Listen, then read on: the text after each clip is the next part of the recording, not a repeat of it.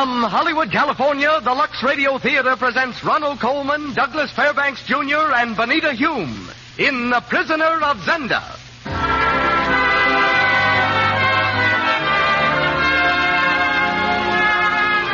Lux presents Hollywood.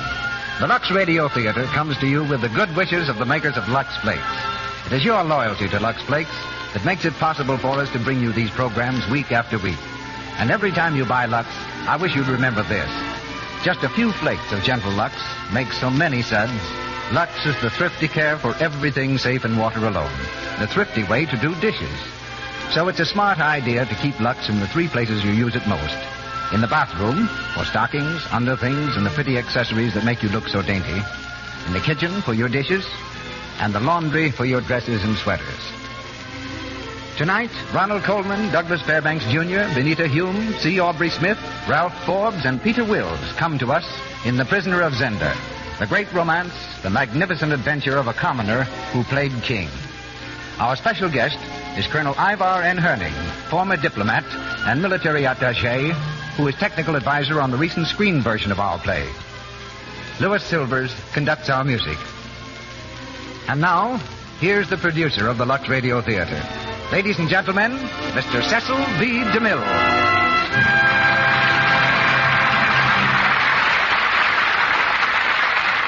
Greetings from Hollywood, ladies and gentlemen. Greetings from this city of the fast fade-out, where actors know that their years of stardom are limited to usually not over 5, where more than 10 years of top billing is generally the stuff that cinematic dreams are made of, and where Ronald Colman, more popular than ever after 15 years, is regarded as something of a miracle man. Of course, there's a reason for Mr. Colman's enduring fame, and the reason is Mr. Colman himself, a gentleman whose quiet charm matches his talent, and whose head has never expanded under the heat of the spotlight. Ronald Colman was clerking in a London steamship office when the war broke out, during which he served with the Contemptibles, Lord Kitchener's first expeditionary force. He came to America after the armistice with high hopes of becoming an actor, and with $37 in cash. He had only 2 lines in his first American play. But then, success followed success.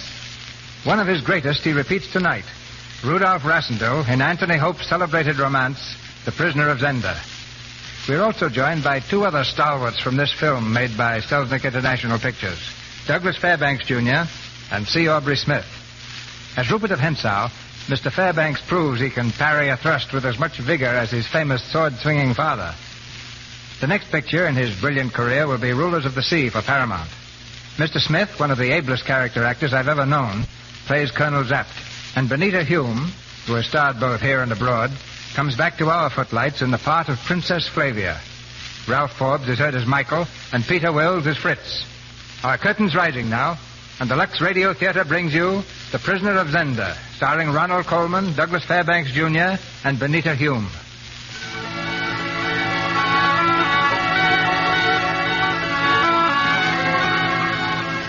A lonely mountain stream, somewhere in the woods of Middle Europe.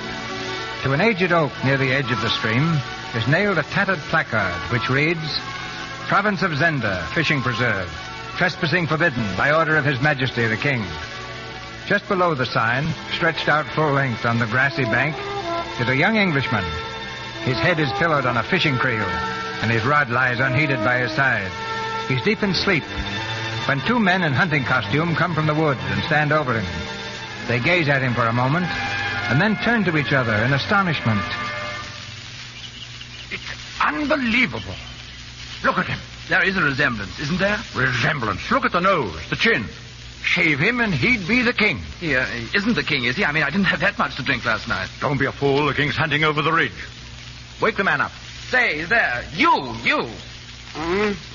Wake up. Oh, your pardon, gentlemen. Good morning. Ask your name, please. Well, since you've taken the first step in the acquaintance, gentlemen, suppose you give me a lead in the matter of names. This is Colonel Zapt, and I'm Fritz von Tauernheim. We are both in the service of His Majesty the King. How do you do? I'm Rudolph Rassendyll, traveling from England. Not so long ago in the service of Her Majesty the Queen. Rassendyll? Rassendyll, by heaven, I knew there was some reason for it. Fritz! Zapt! Where are you? Here, Your Majesty. Where? Yes, sir. Confound you, I thought I'd lost you. Why didn't you... Oh, who's this? He's by way of being a relative of yours, sire. A relative? It is something for which you cannot entirely blame me, Your Majesty. Oh, then who's to blame? If I may hazard a guess, Your Majesty, I would say that the blame might lie equally between your great-great-great-grandfather Rudolph and my great-great-great-grandmother Amelia. What? Right by heaven, the man's a Rassendyll from England, sire. Ha ha! That accounts for the king's countenance. If I was unduly surprised, it's too early in the day for a man to see double, eh, Fritz? Well, where are you staying, cousin? What are your plans? I'm at the inn, sire, and I have no plans other than to fish. You must come to my coronation tomorrow. I'd give 1,000 crowns for the sight of Brother Michael's face when he sees the pair of us.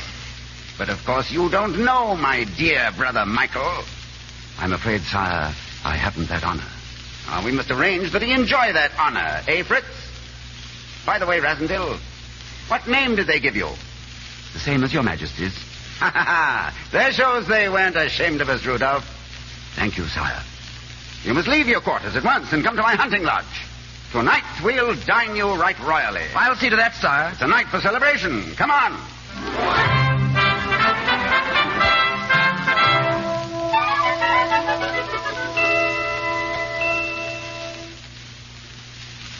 Wine, Joseph. More wine. Yes, Your Majesty. At once. And now, Cousin Rudolph, I propose another toast. Here. A toast. To our ancestor, that scandalous rogue, Rudolph II. Here. Let's see. Who'll be next? Your brother Michael, perhaps? Michael, why waste good wine? I'll tell you a secret about my brother Michael. He doesn't love me. No. Michael thinks the world's all wrong. He thinks he ought to be me and I ought to be he. Let's forget about Michael. Let's think a toast to Cousin Flavia, soon to be my bride and queen. Here. It's a shame you can't meet the princess. At least I'm told it's a shame. I haven't seen her for years. She and I didn't get on very well then. Well, perhaps we shall now. I should certainly hope so, sire, if you're going to marry her. They say she's too good for me. And probably is. You know what they say about me, don't you? I drink too much. Well, I imagine that you're well able to take care of yourself on that score, Your Majesty. You're right, cousin. I can take care of myself. The devil take it wise, there's no more wine. Joseph!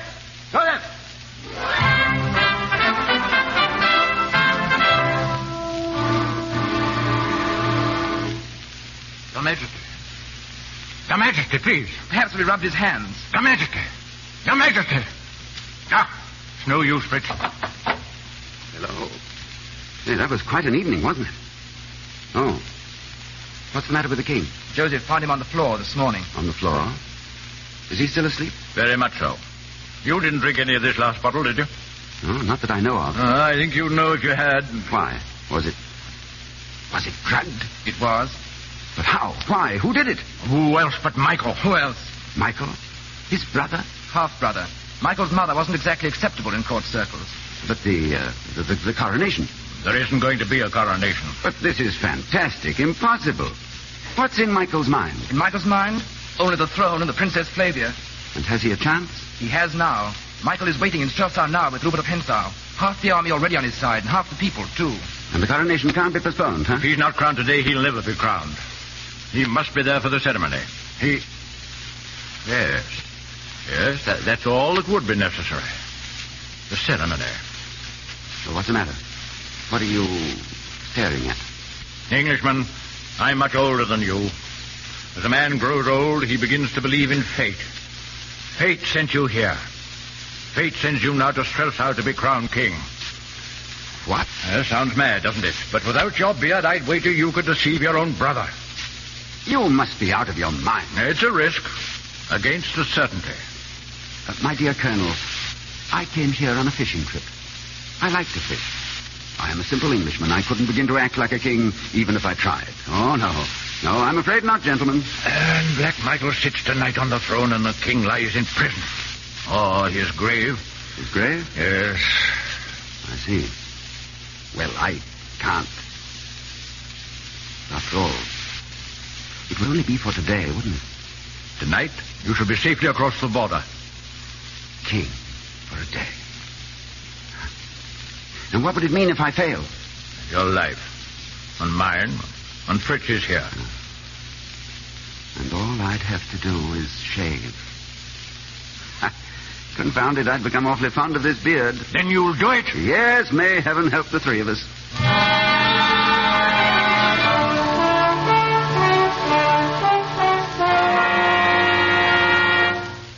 I, Frederick Arthur Michael, Duke of Strelsau, hereby assume the regency of the kingdom and order and proclaim a state of martial law. Very good, Detchard. And now you sign, Your Highness. Yeah. A last detail. Remember, this proclamation is to be released 20 minutes after Hensau brings you word that the coronation ceremonies have been cancelled. Yes, Highness. We understand, Your Highness. By that time, our regent should have the civilian disorders well underway. And now, Highness, may I offer congratulations? And mine, Highness. A shade premature, perhaps, but, thank you, gentlemen. Oh, Michael. Oh, come in, my dear. Good morning, gentlemen. Good morning. And now, gentlemen, you may go to your respective posts. The hour grows near. We go to serve our country and our future sovereign. Michael, what did he mean, our future sovereign? Is there more to this mad plan of yours? Well, as regent, the sovereign power will be mine. That's all he meant, Antoinette. Oh, Michael, my darling. I know this has been your dream. I've tried to believe in it. Above all else, I want you to have everything. Everything that is but power. Is that what you're trying to say? But what will it bring but the end of all our happiness? We shall be together, Antoinette. But where we belong, not outcasts. We could have each other. Isn't that enough? Darling, you must understand. Love is not enough. For any man. Oh, Michael. Have I failed you then so badly? I gave up my friends, my family. I know, and I love you for it. I have no regrets. You've given me happiness such as few women know. I'd rather die than lose you. Good morning. I'm sorry to interrupt, Your Majesty. There may come a time, Hensau, when your services will no longer excuse your impertinence. I was only training my tongue for the time when to call you Highness would be impertinent. Your Highness. Your witticisms do not amuse us, Hensau. Why aren't you in your place at the cathedral? Was there such a need, Your Highness, to hurry to the coronation of a king who won't be there to be crowned? Do we want to make it obvious that we knew he wasn't coming? We must be there. Oh, before I go, just one trifling matter. Detchard tells me that you've promised him promotion. Now, of course, rank and medals mean nothing to me. Can't raise money on them, Highness. Well, it will take the revenues of half the kingdom to settle your debts, Hensau. We'll discuss your finances after our success. Take your place in the cathedral. At once, Your Highness. Your dress looks lovely. Thank you. I called at your hotel this morning, but they told me you were out. Curiously enough, you were out, too. I'm glad you weren't lying to me. I don't like to have women lie to me. They don't usually do it, as a matter of fact. Usually I lie to them. You listening? I thought I heard His Highness order you to the cathedral. Ah, and now you two are trying to put me in my place. I like women who are arrogant. At first.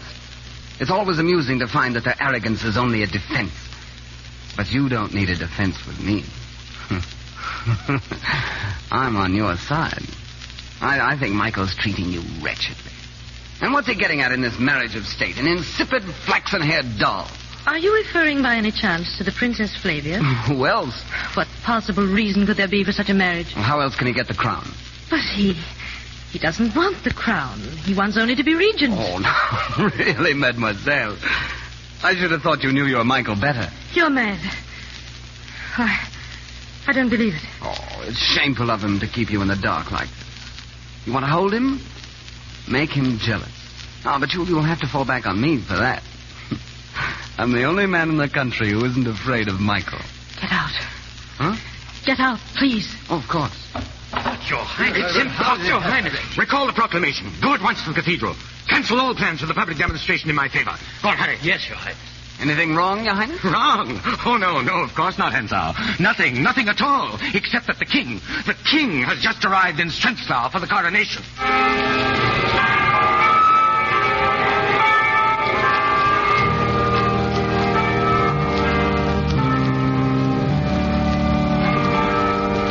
See thou now this symbol of temporal power.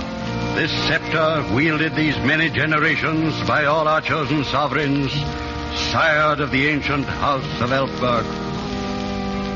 Zapped. What do I do? Take the scepter. Now, kneel down. Right. Receive thou now the crown of the kingdom, and understand what a glory of sanctity and honor and bravery it signifies. I, Rudolph, with justice and mercy to deal sovereignty, to guard with vigilance and honor the welfare of my peoples, from all enemies to defend them, and from the throne of my ancestors to bear faithful rule. All this do I swear.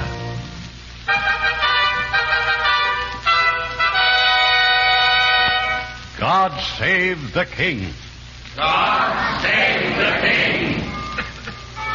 Zapped. What do I do now? Stand up. Just stay where you are. The Princess Flavia must swear her allegiance. Oh, where is she? There, coming towards the throne. Oh, yes. But she's beautiful. Careful, careful. I, Flavia, do become thy vassal, swearing to serve thee in truth with life and limb, until death findeth me. So help me God. Do I kiss her? Yes. Now through the church. To the carriage. With the princess? Yes. Good. This way.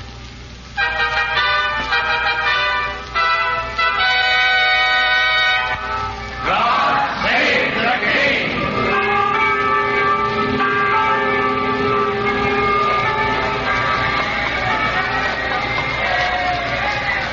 Well, I thought everything went off very well, didn't you? For a coronation. What do you mean? Well, I mean, of course, the coronation should go well if the king puts in an appearance properly dressed, knowing his lines. And sober. Yes, well, that's a nasty one. Don't you think you might overlook my past behavior and unbend a little? Don't the people want to see how well we get on together? Why should we deceive them? Oh. You know, I think the luckiest man in this world is the king of this country. Really? You've always seemed to prefer Paris and the Riviera to this country. Ah, but now I'm the crowned and anointed king. New leaf and all that. Among other failings, I've rather neglected you, haven't I? 2 picture postcards in 3 years. Oh, and all this time, Flavia, may I call you Flavia? Well, what a silly Yes, that was pretty silly, wasn't it? But you see, I've been away for so long, and all this time you were changing into the loveliest girl in Europe. I must have changed since you saw me. I've been thinking the same thing about you. You really looked and acted like a king today. Oh, thank you. Something I confess few of us expected of you. Oh. Well, you see, when I looked at you, it seemed time for the king to settle down and try and live up to his future queen. I think all this ceremony has gone to your head a little, cousin. You're right, it has. I don't know whether I'm on my head or my heels. I only know this is the most wonderful day of my life. And this ride with you... Well, aren't you overlooking something, cousin? What? Well, you'd better salute the crowd. Oh, yes, of course. I'd forgotten I was king.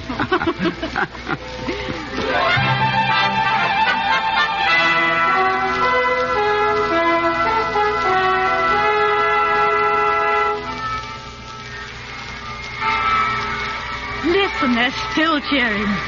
They're with you heart and soul. Oh, it's you they're cheering. I felt like doing it myself when I saw you. Why, we'd better go, you know. Your guests are waiting. Oh, not just yet, please. I want to have you to myself for a moment. All day I've been on parade, cheered at, waved at, stared at. Not a chance to say... Say what? Well, it is enough to make any man lose his head a bit. I am crowned king. I meet the loveliest, the most beautiful... Oh, that isn't what you used to say. You used to call me that tow-headed little scarecrow. Terrible. I hope you slapped me. Yes, I did. And once I kicked you quite hard. Good. I deserved it. But I performed. Almost beyond recognition. You seem an entirely different person. I can't understand. No, don't try. Just stand there and let me look at you. Flavia, Who's there? Oh, you. Well, Fritz? His Highness Duke Michael is waiting to pay his respects, sire. Well, let him wait. What? Furthermore, Fritz, your intrusion is decidedly uncalled for. Oh, but sire... Yeah, that's enough. Now, you may go. I may go, yes. Yes, sire. Oh, Rudolph, is it wise of you to make Michael angry? I'm the one who was interrupted. Why should he be angry? Besides, I'm the king. He's probably furious. Bad-tempered fellow. Why worry about him? Oh, it's you I'm worried about. In that case, I can afford to be generous. I'll see him tomorrow. Rudolph, if you won't think of yourself, think of me. All my life, I've known what my future had to be, and I was resigned to it. Well, now, I needn't tell you how different it is. Different? I used to dread this day and the future, but now... Flavia, I've been unfair. I didn't mean... I only want you to realize how much your life means to your country. Only my country? Well, and to your friends. Friends? And to your cousin and loving servant, myself. Flavia. Good night. Don't go. But I'll see you tomorrow.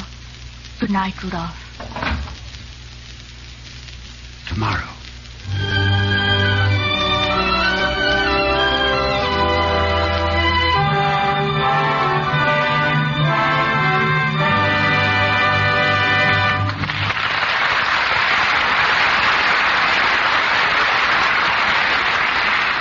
Just heard the first act of The Prisoner of Zenda, starring Ronald Colman, Douglas Fairbanks Jr., and Benita Hume. During our brief intermission, we bring you another episode in the life of the Browning family. As the scene opens, we find Midge getting ready to go calling with her mother. She's frantically rummaging through her bureau drawers for something. Listen. Let's see. Here's one. No, that's too yellow. This one's too brown. That one's too pink. Oh, dear, what am I going to do? Why, Midge, aren't you ready yet? Oh, Mother, I've just popped a run in my stocking, and I can't find another whole one anywhere. Well, can't you match up any of those extra stockings you got? No, they're all different colors. Well, I guess you'll have to mend that run in the stocking you have on. Oh, Mother, I can't. It'll show. I'm sorry, dear, but it's the only thing you can do now. Oh, gosh, these nasty old runs, I get so sick of them. Well, maybe this will teach you to lux your stockings. You know you just can't rub your stockings with cake soap and expect them to last the way they ought to. I know. I should have used Lux Flake. If you would only remember to, dear. Lux will cut down on your runs and save you a lot of embarrassing moments. Stocking runs are embarrassing, not to mention expensive. And really, it's easy to cut down on them if you'll stick to Lux Flakes. Lux saves elasticity, so your stockings can give under strain instead of breaking into runs so often. Don't rub stockings with cake soap. And don't use soaps with harmful alkali. These weaken elasticity and encourage runs. Stick to gentle Lux Flakes and Lux your stockings every night. You'll find they wear longer and fit better that way. Mr. DeMille. Act 2 of The Prisoner of Zenda, starring Ronald Colman as Rudolph, Douglas Fairbanks Jr. as Rupert, and Benita Hume as Flavia, with C. Aubrey Smith playing Zap, Ralph Forbes as Michael, and Peter Wills as Fritz.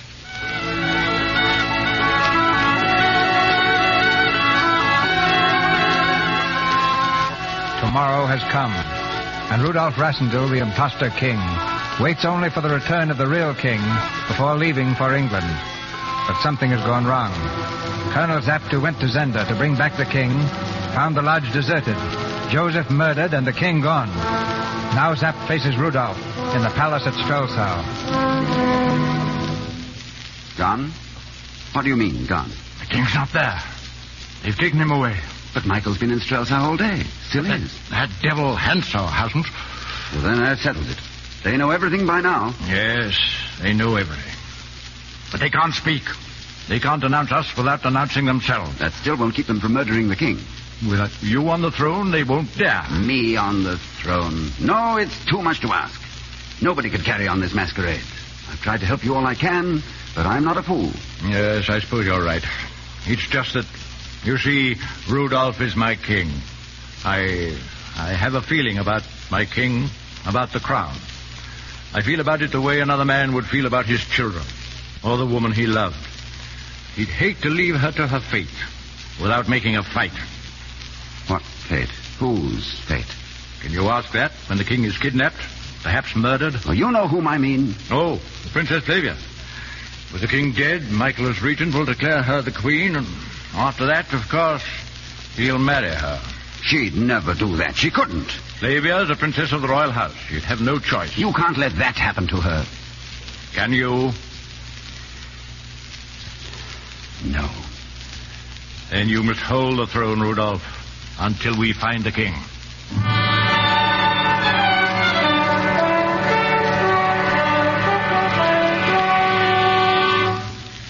So, Rupert, you've been here in Streslaw. Why haven't you reported to me? Oh, now would I disobey orders, Your Highness? I went to the lodge at Zenda, and I haven't been out of Zenda Forest since. But the king hasn't been out of Strelsau since.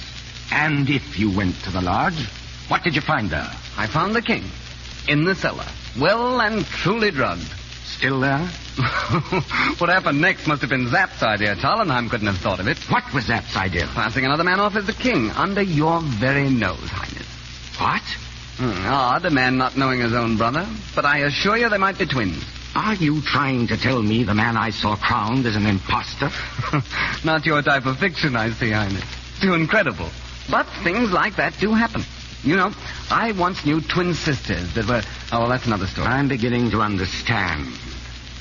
He hasn't been behaving at all like my brother. Oh, naturally not, since he isn't. But if this is true, why hasn't the king been heard from? Where is he? He's in a woodcutter's cabin. You've abducted him. Well, it's an old medieval custom, abducting kings. Rupert, only you could carry out such a coup. What have you done with him?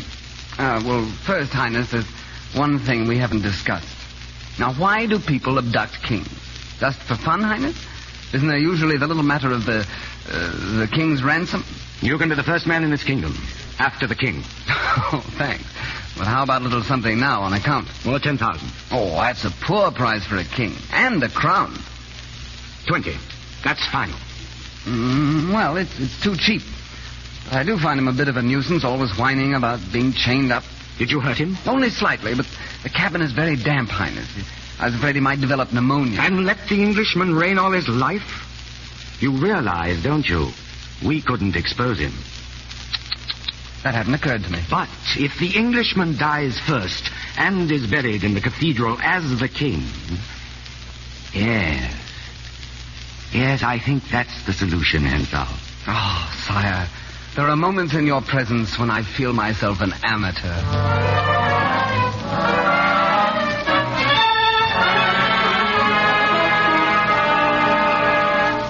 Any news, Colonel? No. It's perfectly clear we shall never find the king by watching Michael. Gentlemen, the king is dressed for the ball. Your Majesty. By the way, Colonel, how is my kingdom? Well, it seems from these secret police reports that the people are not entirely satisfied with the way you're handling things. No? I thought I was doing fairly well for a novice. So you are, lad. So you are. But listen to this. The king is much criticized for taking no steps about his marriage to the Princess Flavia. I'm sorry to disappoint the people. And the Princess Flavia. The princess's best friend told me very confidentially that the princess is becoming increasingly offended by your delay in proposing marriage. That settles it. You must speak tonight. I'll not propose tonight or any other night. I refuse to make a fool of the princess. Or myself.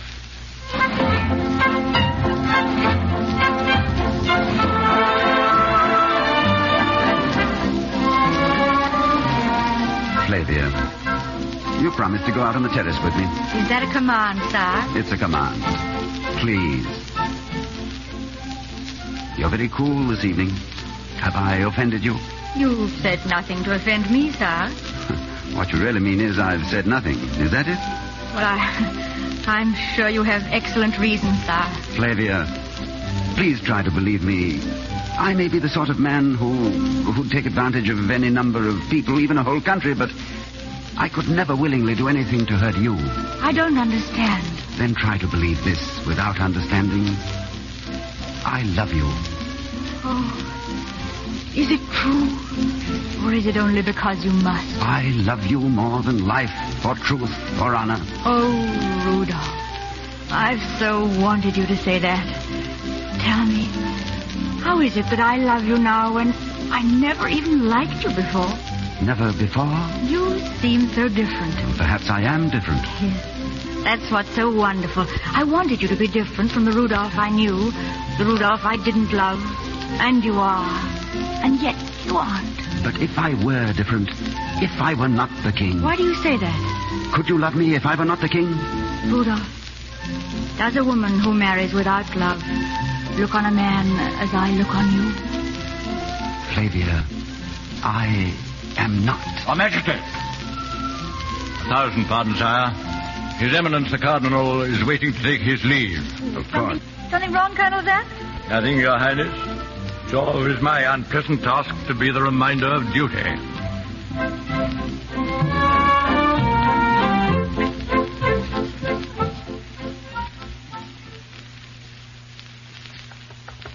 Who is it? Rudolph, I must see you. Oh, Fritz. Come in. Look at this. This letter, it's for you. Can't it wait till morning? But look at the name on the envelope. See. Deliver instantly, Rudolph Rasendil, Esquire. Rasendil? Can't be a tailor's bill from home. What does it say? If Mr. Rasendil desires to know the whereabouts of the king, let him come tonight at 2 o'clock to the summer house behind the wall on the Boulevard Elfberg. He must be alone. He must take you for a fool. A trick of Michael's, obviously. If you hesitate, consult Captain von Talenheim. Ask him what woman to do most to prevent Michael from marrying the Princess Flavia, and therefore most to prevent his coming king. And ask if her name begins with A. A. Antoinette de Maubach, Frenchwoman, mad in love with Michael, of course. How far is the Boulevard Elfberg? Are you going? I am. At 2 o'clock tonight.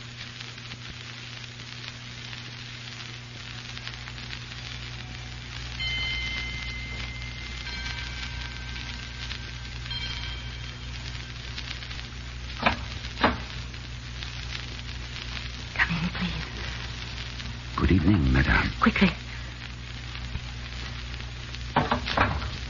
Well, madame? You've been trapped. I wrote that letter at the Duke's orders. So I thought. 3 men are coming here to kill you. Where's the king? Before I tell you, your word. An English gentleman's word. No harm must come to Michael.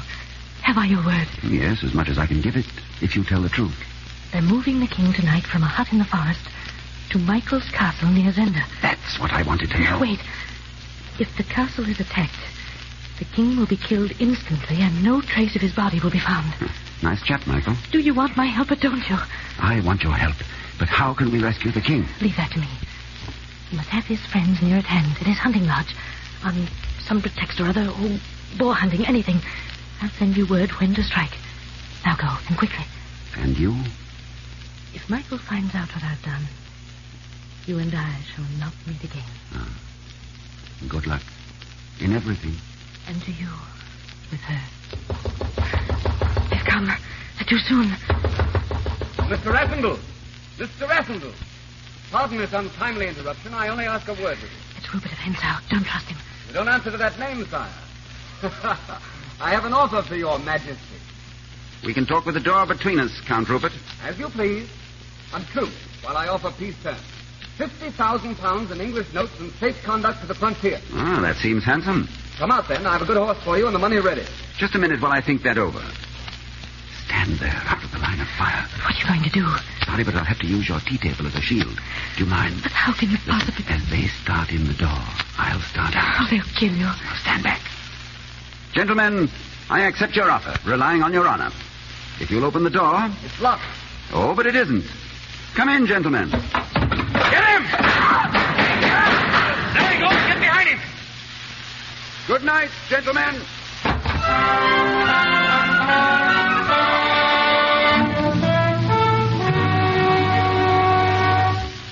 I don't understand you, Rudolph. Last night you made me feel that every hour away from me was wasted. But now you're going boar hunting. That's a different thing, I suppose. My darling, did you dream that I was leaving you to go hunting? Well, then you're not going... Well, I'm not going hunting. That is, not just for boar. Well, then what are you going... Oh, Rudolph, it's Michael. Oh, it's nothing. It seems he's hatched a little plot at Zenda. Against you? Oh, darling, you mustn't go. Shall I tell them I can't go because we have an engagement to go riding? But I don't understand. And I can't explain just yet. But believe me when I say there are reasons why I must go. I'm sorry. You see, I've never been in love before. That's better. You write to me. I'll send you my heart every day. And you won't let Michael hurt you. No, sweetheart. Or keep you from me. No, sweetheart. Nor anyone else. No. Sweetheart. I must go, darling. You stay here. Your back turned. Don't look at me. If I see your eyes, I might forget to be a king. You'll come back soon. Shan't a man come back to the loveliest lady in all the wide world? 1,000 Michaels couldn't keep me from you. But if I shouldn't... No, don't. Don't turn. You will never forget me? Never. And you will be a brave queen and do your part. My life would be empty. My heart dead. But you would do your part. Goodbye, Flavia. Rudolph!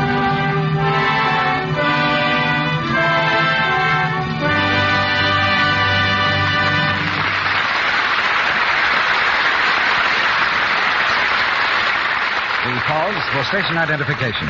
This is the Columbia Broadcasting System.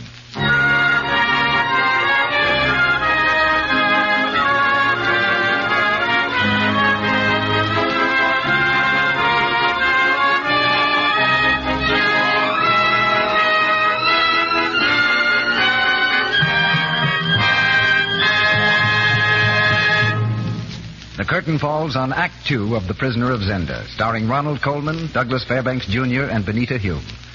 During this short intermission, we'll hear from our guest.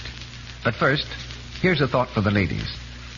When it comes to washing dishes, there are two ways to keep your hands nice-looking. You can hire a maid to do your dishes, and that runs into money, doesn't it?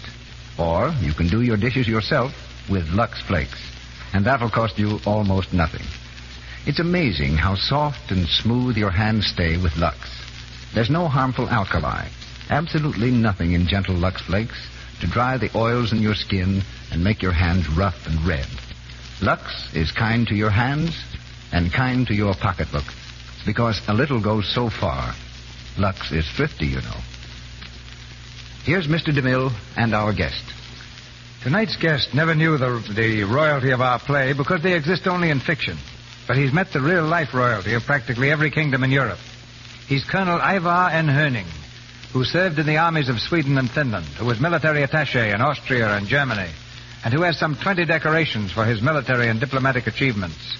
Because of this knowledge, Selznick International Pictures called him in to steer them right in the filming of tonight's play. And we've called him in to tell us how he did it. It was a rather unique job, Mr. DeMille. You see, everything in the picture had to appear absolutely authentic. But since the story is about a kingdom that never existed, everything had to be unauthentic. Uniforms, court ceremonies, the flags, the medals, the military proceedings, all had to be made up to avoid treading on some nation's toes.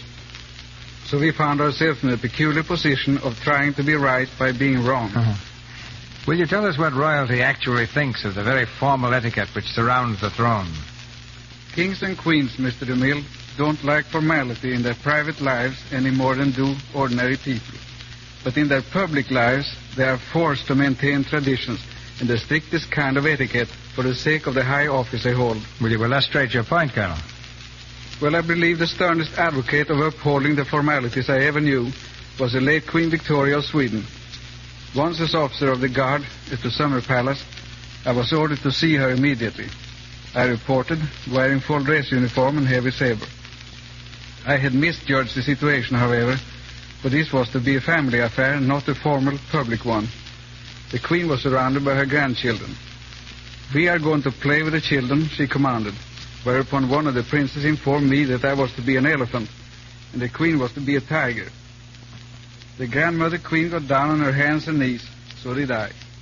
Everything went along very well until the prince said that the elephant was to eat the tiger. Instantly, his grandmother remembered that she was a queen and I was a soldier. For me to eat her was a little too much. She simply said, "The play is ended." Proving that royalty, like elephants, never forgets. Well, I knew one princess who often forgot her high station to remember humanity. She was a former Swedish crown princess, Margaret of Connaught. There was a time, for instance, when she was walking down a lonely road near her private palace. A blind peasant woman who didn't know her identity stopped and asked the princess to lead her home. The home was a broken-down hut. When they got there, the blind woman asked the princess to read her the Bible, and later asked if she would mind coming back to read to her again. Every day of that summer, the Crown Princess of Sweden visited that hut, bringing gifts and reading to one of Sweden's most miserable subjects, who never knew who her benefactress was. And that, Mr. DeMille, is real nobility. You've shown us the human side of the throne, Colonel. Ronald Coleman, Douglas Fairbanks Jr., and Benita Hume in The Prisoner of Zenda with C. Aubrey Smith and Ralph Forbes.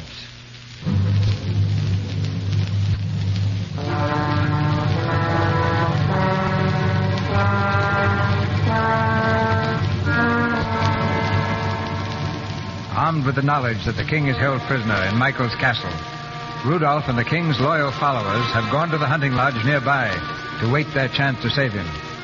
Now, in the dead of night, Rupert and Hensau has come to the lodge with a request to see Rudolph in private. Come in, Hensau. The audience is granted. Your Majesty, I bring you your brother's humble greetings and his wish that you enjoy good boar hunting here in Zenda. And his respects, of course, to Colonel Zapt and Captain Frintz, your two principal boars. I am surprised, Hensau, and deeply hurt to hear that you willingly gave up your pistol at the door. Looks as though you didn't believe we trusted you. I did it for my own protection, Your Majesty, not yours. In the best English plays, the gentleman never attacks an unarmed opponent. Well, what price the crown today? The last offer from my brother was £50,000. Do I perhaps hear 52,000? Well, the Duke offers you more than I would. I simply said, why not hang the play actor and save the money? Indeed. And Michael?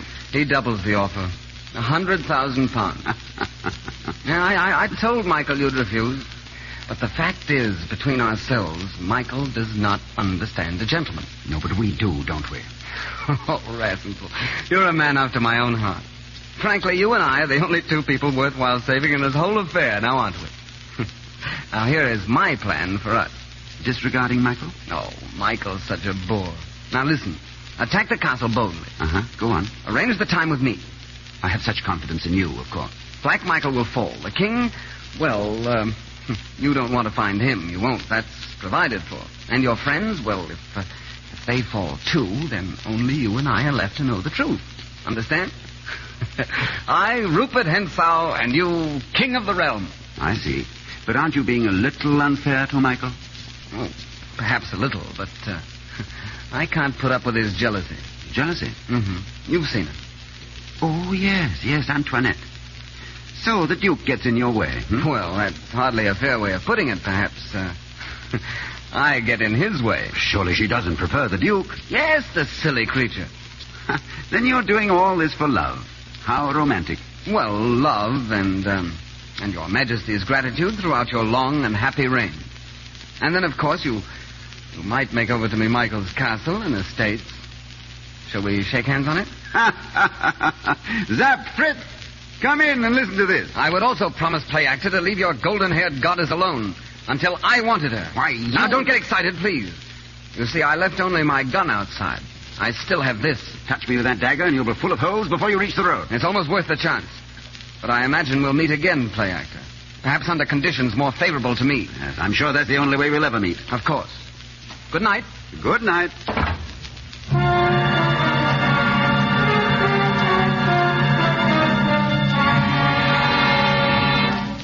I wish we'd get some word. This waiting is intolerable. Why don't we attempt the rescue and be done with it? Either Michael or ourselves. It would be a pleasure, Fritz. But what would it gain us?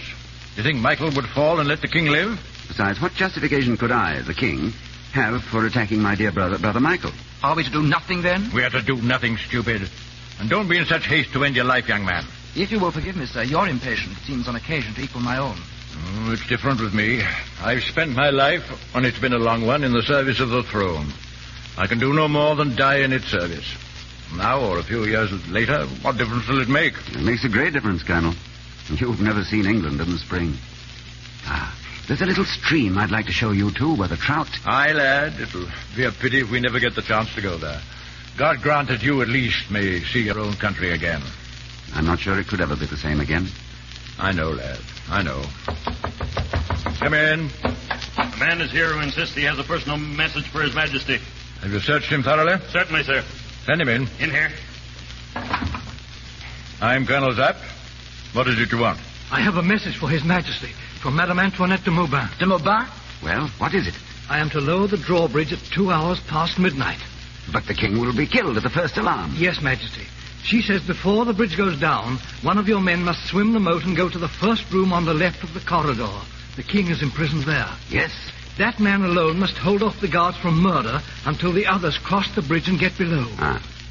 Tell Madame We shall be on the shore at 2, waiting for her signal.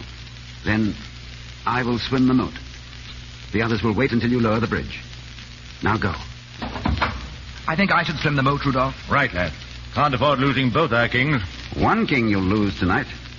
If anything should happen to the king and not to me, your game is up anyway. Oh, no, I swim the moat, Fritz, not you. But if we lose you both, what will become of those of us who are left? They will serve Queen Flavia. And I would to God I could be one of them.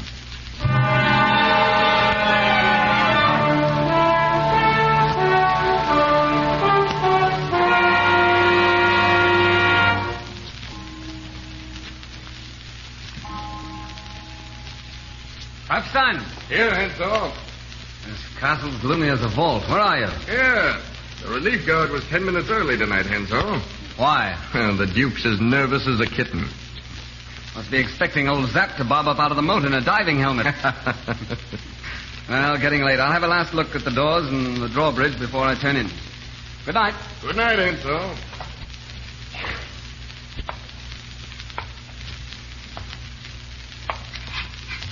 Who's there? Who's there, I say?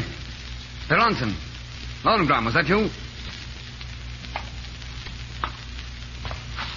All right, my friend. I see you. Come out of that shadow. I've got you covered. Come out. Good evening. Well, if it isn't the play actor. With his tin sword, too. Well, that won't do you much good now. Pity. When did you give up knives for pistols, Hensau? Oh, I carry both now. Extra precautions, you know. They tell me you fancy yourself with the saber. Why not finish me off in more sporting fashion? You might as well face it, Rasendal. I'm not a gentleman. And what a tragedy for both of us that you are one. For both of us? Yes, for if you weren't, it would suit me to keep you alive. Oh, how it would suit me. If I were only some king's twin. Ah, well, I'm sorry to have to kill you. I really am sorry. I could be very grateful for my life just now. And you once mentioned something about Michael's castle and estate. You think you can buy your life with a few old stones and 2 provinces of mulberry trees? Half of my kingdom. For a cigarette. Of course. You might as well. There are matches on the table. Thanks. Ah! Don't try and pick up that gun, Hensau. Your sword will have to do this time. Touche, Rasendal. I can't get used to fighting with furniture. Where did you learn it? Oh, it all goes with the old school tie. Well, if I must fight like a gentleman... Don't let's be gentlemen. Well, then, now for your last fencing lesson. On guard. Well counted. But your garden court is too high. By the way, what did you expect to gain by this visit? The king's life, if possible. Oh, not really. You know, your guard is much too high. I could finish you right now. Not really? Exit the play act. Exit delayed. Sorry to disappoint you, old man. Why don't you let me kill you quietly? Why quietly? You English are such a stubborn lot. England expects of every man, you know. Well, then, why don't you do it? I have to chase you all over the castle? I'll take my fencing lesson in my own way. Stand your ground and fight. I'm just prolonging this as long as I can. You're not afraid to die, Rascal. That's not British, you know. It's just my nature. I'm keeping you away from the king until the drawbridge is down. What? Shall we rest now? What did you say? About what? The drawbridge. Oh, that. There he goes. Now, Hensau, I'll stand my ground. Why, you... On guard! Don't wait too long, Hensau. Captain and his men should be here at any moment. I'll just have time to finish you off. There they are! What's the matter? Are we resting again? Sorry. I could have done it in another moment, but it's a little too warm for me here now. Au revoir, play actor. Good night.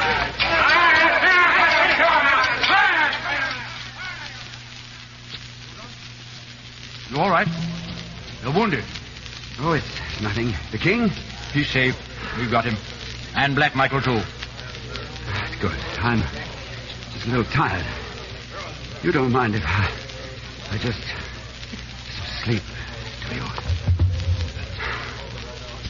Rudolph, Quick, quick! He's painted.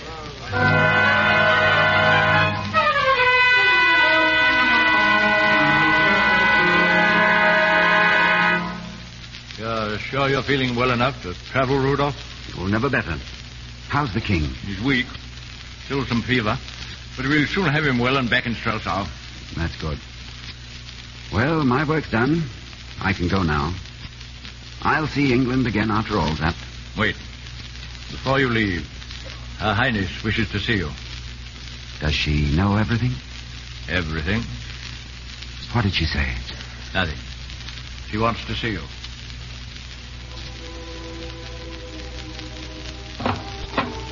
Rudolph. They've told you, Flavia? Yes. Oh, you're hurt. They didn't tell me that. My only hurt's the thought of the pain I must have caused you. Flavia, from the first moment I saw you in the cathedral, I've loved you with all my heart and soul. But forgive me. It would have made no difference if I'd known. It was always you, never the king. I meant to tell you. I tried to on the night of the ball. I know. What are we to do now, Rudolph? Oh, I'm going away tonight. Oh, no, you can't. I must, before people have seen me. Flavia, come with me. Oh, if I only could. If only... Why not? I love you. And I love you. Oh, Rudolph, help me. Is love the only thing? If love were all, you would have left the king to die. Honor binds a woman too, Rudolph. And my honor lies in keeping faith with my country and my house. I don't know why God has let me love you, but I know I must stay. God shows his purposes to such as you. Goodbye, my beloved. Your heart will always be in my heart, and the touch of your lips on mine. Your heart will always be in my heart, and the touch of your lips on mine. Goodbye, Flavia.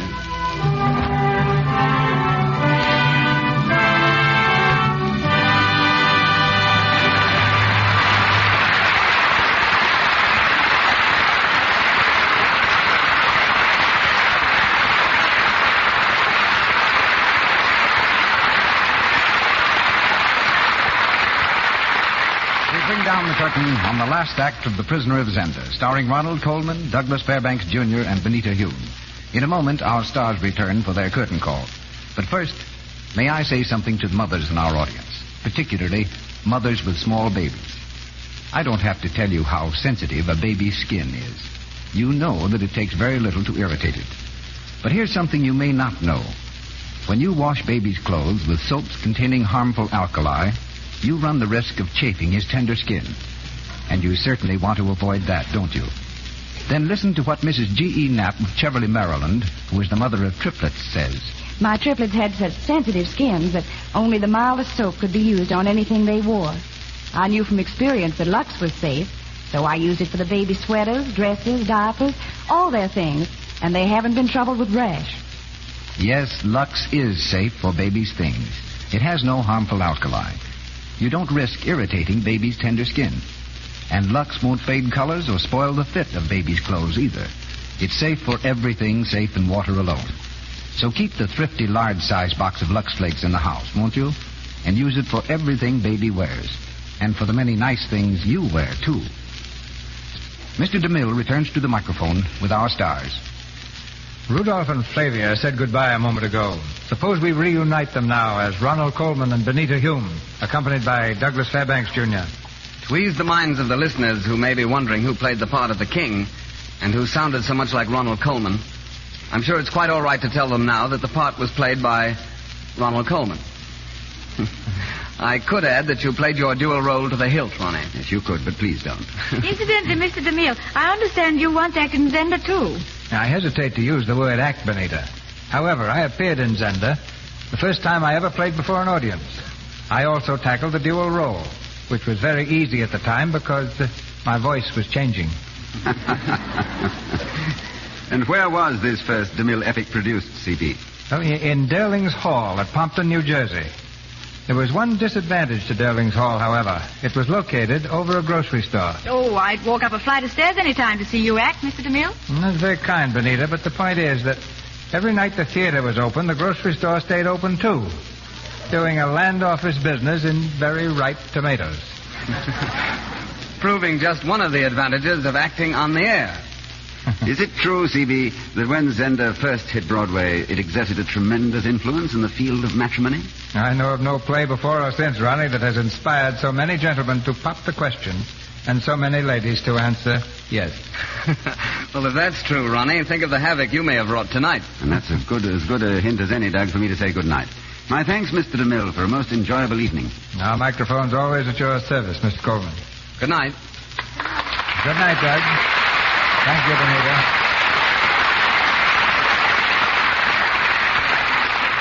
Our stars and play for next Monday night are announced presently by Mr. DeMille. The cast of The Prisoner of Zenda included Ian McLaren as the Cardinal, Paula Winslow as Antoinette, Eric Snowden as Joseph, Lou Merrill as Detchard, and Frank Nelson as Kraftstein. Ronald Coleman's next picture is Paramount's The Light That Failed. Douglas Fairbanks Jr. and C. Aubrey Smith are seen shortly in The Sun Never Sets, made by Universal Studio, through whose courtesy Mr. Smith appeared tonight. He is also in the new RKO film, Five Came Back. Louis Silvers directed music at 20th Century Fox Studio for Young Mr. Lincoln. Be sure to listen to the new Lux daytime radio program, The Life and Love of Dr. Susan. The makers of Lux Flakes bring you this enthralling story about the love and problems of a young, attractive woman doctor every afternoon, Monday through Friday. Look in your newspapers for the time and station. The Life and Love of Dr. Susan comes to you in addition to the Lux Radio Theater. Now, Mr. DeMille. Before I tell you about next week's program, may I remind you that beginning this coming Thursday, June 8th, the people of our 48 states are observing Flag Week. A good time for good Americans to show their colors. And we hope that you'll join our audience next Monday to hear a most unusual play written by the author of Magnificent Obsession. It's the story of a woman who attaches herself to a middle-class family, teaching them to overcome disappointments and difficulties through her simple philosophy that victory is always built on defeat. Our play is called White Banners. And in this inspiring drama, you'll hear the same two stars who contributed so much to the motion picture, Fay Bainter and Jackie Cooper. And starring with them, Louis Stone.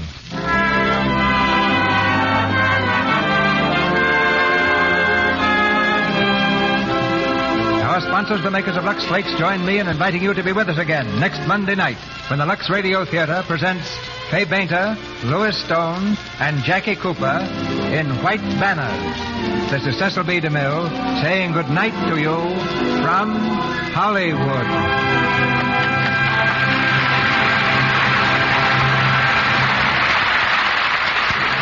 Join us again a week from tonight.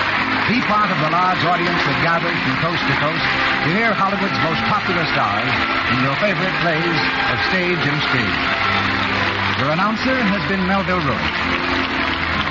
This is the Columbia Broadcasting System.